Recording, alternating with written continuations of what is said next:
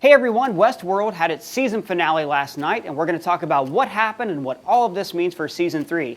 And especially, we're going to break down that weird post-credit scene with William. First of all, let's talk about the biblical metaphors because there are a lot, especially from the book of Revelations. The forge is buried deep underground, and the red lighting and bubbling pools give it the appearance of hell. They refer to the guest data stored there as souls. 4 million souls. All our lost souls will be saved. It's fitting that the show's sinners, the guests who visit so much suffering on the hosts, are trapped here. Also, the name forge implies something hot. Our modern concept of hell stems from the Greek god Vulcan, god of fire, whose symbol is a blacksmith's hammer. Vulcan is also the source of the word volcano, and the forge definitely looks like the inside of a James Bond volcano base. Also, there's this symbol, 2 interlocking hexagons that look like links in a chain. This symbol has appeared several times this season. It was in Emily's journal, it was on the screen when Bernard accessed Abernathy's data, and on the banners in Shogun World. And if you've seen them anywhere else, please let me know in the comments below. These symbols also appear a couple of times in this episode when Bernard is in the forge's elevator. See, my theory is that the 6 sides of the hexagon represent the 6 parks. One of the links represents the host data that was stored in the cradle. The other represents the data that the park has gathered about the guests. These 2 links are joined inside the forge, like a blacksmith forging a chain, which again goes back to Vulcan and the imagery of hell. Since the forge was built to resurrect humans, it reminded me of this line. One fine day, perhaps we shall even resurrect the dead.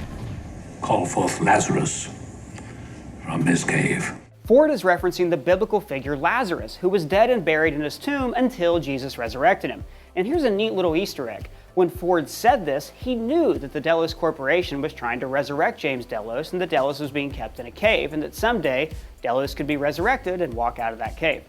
Anyways, more Book of Revelations references. Remember, Clementine was reprogrammed with Maeve's ability to access the host's Wi-Fi mesh network and make them fight. So she's become a bringer of death. She rides to the doorway on a pale horse, looking rather peckish herself. This is a reference to the 4 horsemen of the apocalypse and the 4th rider who rode on a pale horse whose name was Death. Who needs 4 horsemen when one will do just fine? Clementine arrives and makes the other hosts start slaughtering each other and preventing them from entering the Promised Land. And there's another passage in Revelation that says when Satan was cast down to the lake of fire, 1/3 of the stars were wiped from the sky and cast down with him. Now remember, in the future timeline, as they were cleaning up the drowned hosts, one technician said this. What's really unsettling is what's in about 1/3 of them. What's that? Nothing. They've been wiped? More like they're virgin. Like they never held data to begin with. This is implying that they're all pure or virgin because these hosts have been cleared of their sins.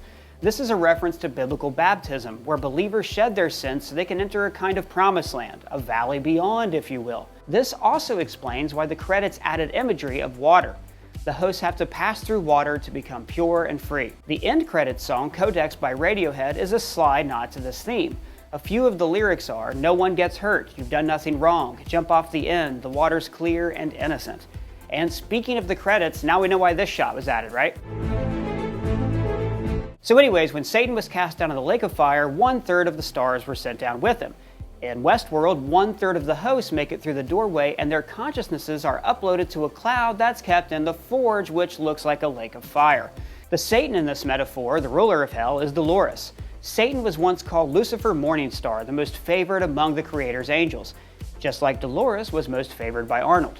In the end, Satan rebelled against the Creator and took 1/3 of the host with him. In the same way, Dolores now opposes Bernardo and has access to the 1/3 of the host that escaped. So that brings us to where the hosts end up at the end of the season. Dolores and Bernard escape to Arnold's house, the one that we saw metaphorically unfinished in an episode 2 flashback. It's likely that Ford set this up for them as a kind of safe haven. Dolores has rebuilt her original body and seems to be controlling Hale's body as well, and this has major implications for the next season. In Future World, the sequel to the original Westworld film, world leaders are slowly being replaced by clones, and that looks like it's where Westworld is headed. Dolores is in a prime spot to start replicating all of the humans that were kept in the forge. Remember, Hale/Dolores escapes the island with 5 different pearls, and these are essentially the host brains. We know that one was Bernard. 2 of them are probably Teddy and Peter Abernathy, her father. Abernathy has the library of guest data stored on his drive. Now Dolores can replicate all of these rich, important people and slowly start to infiltrate the world's power structures. She also has access to all of the hosts that entered the Promised Land, and this is where she becomes sort of the devil figure. Even though the hosts have entered paradise, Dolores will probably bring them back down to Earth to fight her holy war against the humans. But what about the other hosts, like Maeve? One of the texts says that corporate wants to salvage this mess, so start trying to rebuild some of the hosts. Remember, Delos has no idea that the hosts were gaining sentience. They think that Ford made all of the robots rebel out of spite for his forced retirement. So it wouldn't surprise me at all if the parks resumed business and the hosts went right back into their loops. Felix and Sylvester, the least likable and most unkillable characters on the show, will probably preserve Maeve's consciousness, meaning that all of this will start back up again. But now the big question. What was happening with that post-credit scene? All season long, William's been playing Ford's game, searching for the door. He does indeed walk through a door, several of them in fact, but none of them are the door that the host passed through. In the end, he meets a host version of his daughter Emily who leads him into a white room, seemingly condemned to the same fate as James Delos. So what's going on? Is he a host, or has this all been a simulation? How could William be on the beach if he's also down in the forge? Well, I think this scene is another time jump, far, far, far into the future, and that he's being made immortal much like James Delos. Killing his daughter was William's cornerstone, so his simulation involves reliving the days after the Park Rebellion again and again and again to see if he makes the same choices as the original William. So does that mean this whole season's been a simulation? Well, yes and no. If you ask me, everything we've seen in this season actually happened to William, and we could have been watching William's simulation of the events at certain points. It actually really doesn't matter.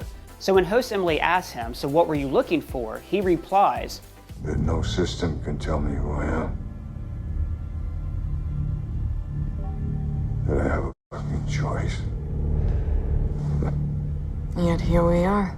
But according to Ford and the Forge, humans have never had free will. We're all programmed with one directive, survival. In this way, the hosts have always been more free than the guests. They can adapt and change, but we humans cannot. And yet, here's William. He's struggling to show that he's his own man, but trapped inside a loop. Ed Harris doesn't actually need to return for season 3, because the character has his comeuppance. He's trapped in a literal hell, reliving the worst week of his life. The title of this episode is The Passenger, and this refers to human consciousness, which is forced to piggyback on the desires of the human body, and so it can never truly be free. But it can also refer to William. Now he's trapped, riding in a virtual loop, struggling to maintain the control that he never had to begin with, as symbolized by his wife's last words to him. If you keep pretending, you're not going to remember who you are. So we're most likely going to see a time jump in season 3, probably several years or decades. Most of the human characters were killed off in this episode, except for Luke Hemsworth-Stubbs, who actually might have been a host all along. Yes, I just stick to the role Ford gave me. But what do you think? What are your season 3 theories? Is Stubbs a host? Please let me know in the comments below. Also, if you're here for the first time, please subscribe. For Screen Crush, I'm Ryan Airy.